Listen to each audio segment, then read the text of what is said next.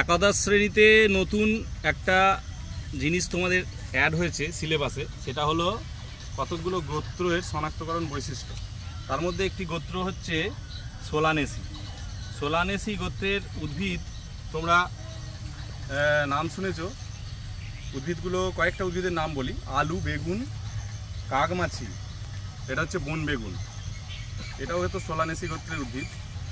আলুটাকে তোমরা ভেবেছিল আলু কিন্তু বেগুনের সমগোত্রীয়, কারণ আলুর ওপরে ফুল হয়, ফল হয়, আর আলুর ভেতরেও কিন্তু ফলের ভেতরে এরকম বীজ দেখতে পাওয়া যায়। এটা দেখো বন বেগুনের বীজ।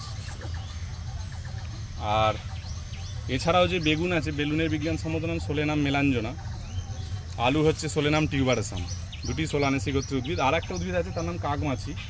কাকমাছি গাছও আছে আমাদের এখানে, দেখাচ্ছি একটা।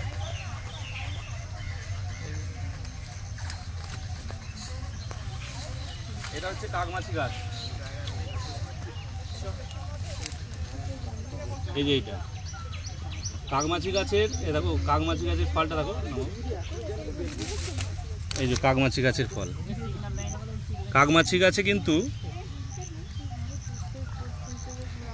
কাঁটা থাকে না, এই যে বীজ, দেখছো?